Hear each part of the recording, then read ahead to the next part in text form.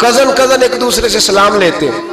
بچیاں آیا کرتی تھی تو میری کبھی کبھی مجھے بتایا جاتا تھا، میں نے ایک پابندی لگا دی، بچیاں جب مدرسے میں آتی تھی کہ جو دور سے بچی آئے اس کو جس آدمی کا نام لکھا ہو بتایا جائے وہی لینے آئے. ایک دن مجھے اطلاع دی گئی کہ آپ تھوڑی دیر آئیں. میں گھر گیا تو مجھے بتلایا گیا کہ ایک بچی ہے تو اس کو جو پہلے لینے آتا تھا وہ نہیں آیا، کوئی اور آیا.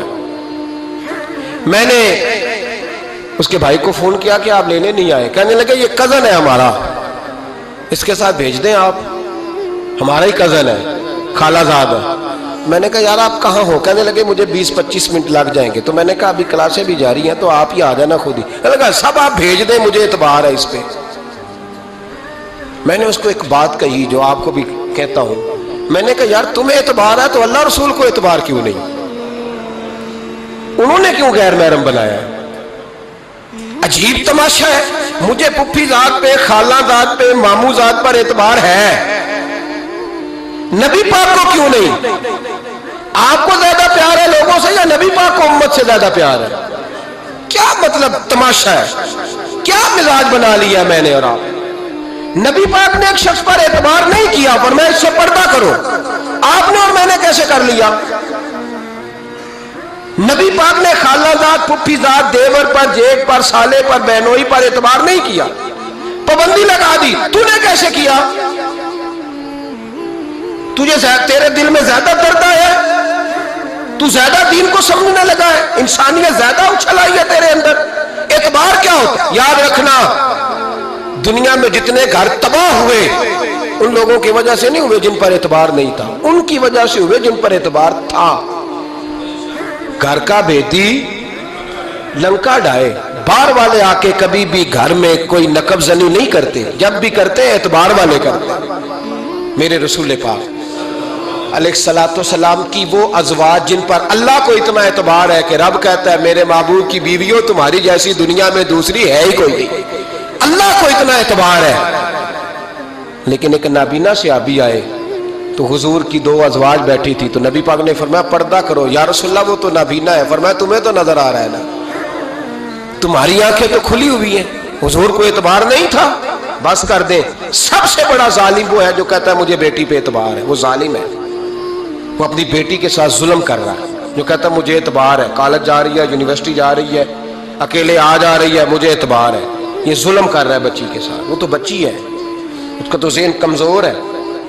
ہو سکتا ہے صاف دل ہو لیکن سامنے جو شیطان چوکوں میں گلیوں میں دائیں بائیں گھوم رہے ہیں وہ تو صاف دل نہیں ہے نا، وہ تو معصوم طبع نہیں ہے نا. تو بعض اوقات بڑے اچھے نفیس بچے بھی شیطانوں کا شکار ہو جاتے ہیں. خدا کا خوف کریں. حضرت عثمان غنی کی زندگی، حضرت عثمان فرماتے ہیں جو محرم عورتیں تھیں ان کی طرف بھی آنکھ بھر کے نہیں دیکھا، اس لیے کہ وہ خاتون ہے، میں مرد ہوں، میری حیا مانے. آج لوگوں کو شوق ہو گیا عورتوں کی مجلس میں دوڑ دوڑ کے جانا، وہاں بیٹھنا، وہاں وقت بتانا. پیران عظام کہتے ہیں کہ وہ درویشنیوں کے بیچ بیٹھے ہیں جی، باپ بیٹی ہوتے ہیں جی، مریدنی اور پیر. میں نے کہا کوئی نہیں ہوتے.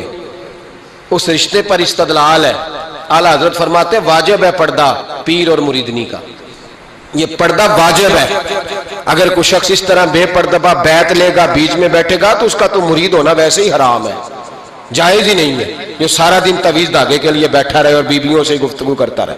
خدا را حضرت عثمان غنی رضی اللہ تعالیٰ عنہ کی زندگی میں جو باتیں ہمیں بہت زیادہ ملتی ہیں ان میں نفاست ہے، آپ کی حیا ہے، سخاوت ہے. ایک بات اور سن لیں، بڑا ستایا گیا حضرت عثمان غنی کو، پراپوگنڈے کیے گئے، آپ کے خلاف مہم چلی. عبداللہ ابن سبا نے بڑی مہم جوئی کی آپ کے خلاف.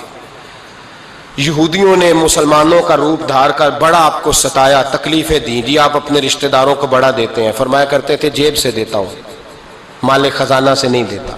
حضرت عثمان غنی رضی اللہ تعالیٰ عنہ کو بڑا ستایا گیا. یہ واحد خلفائے راشدین میں خلیفہ ہے جن کا 40 دن پانی بند کیا گیا، کھانا نہیں آنے دیا گیا. لیکن کمال ہستی حضرت عثمان غنی کی. مولا علی جیسے شیروں نے جا کے کہا آپ اشارہ کریں، یہ جو آپ کے خلاف نکلے ہوئے ہیں تو ایک تلوار سے مار دیے جائیں گے. تو حضرت سیدنا عثمان غنی فرمانے لگے میں وہ والا مینڈا نہیں بننا چاہتا جس کی وجہ سے مدینے کی گلیاں رنگین ہو جائیں. امن کا کعب خلافت چھوڑ دیں. فرمایا حضور نے کہا تھا اللہ تمہیں ایک قمیض پہنائے گا، لوگ اتارنا چاہیں گے، تم نے اتارنی نہیں. صبر سے، حوصلے سے، اطمینان سے. یہ وہ واحد ہستی ہے حضرت عثمان غنی، انہوں نے شہادت قبول کر لی لیکن تلوار نہیں چلنے دی، لوگوں کو ایک دوسرے کے گلے نہیں کاٹنے دی. وہ شخصیت ہے حضرت عثمان غنی کی، لیکن بڑا ستایا گیا، بڑا پراپوگنڈا. مجھے بتائیے اس کے بارے میں اللہ قرآن کی آیتیں نازل کر دے اور جس کے بارے میں مصطفیٰ کریم ایک بار نہیں تین بار جنت کی بشارت عطا کر دے. کوئی بندہ ہمیں تاریخ بتائے، حوالے دے، کہانیاں سنائے تو ہم اس کی کہانیاں دیکھیں گے یا نبی پاک کا فرمان دیکھیں گے؟ بولیں، جا کے بولیں، جا کے. کسی کہانی پر کبھی بھی کان. بس ایک حدیث میں نے بڑی دفعہ سنائی ہے، پھر سناتا ہوں، ترمذی میں ہے. نبی پاک جنازگاہ تک گئے جنازہ پڑھنے. یا رسول اللہ فلاں آدمی انتقال کر گیا، جنازگاہ تک تشریف لے گئے جنازہ پڑھانے، لیکن جنازگاہ تک پہنچ کر محبوب نے فرمایا اس کا جنازہ نہیں پڑھانا. یا رسول اللہ کیوں؟ فرمایا اس لیے کہ یہ عثمان غنی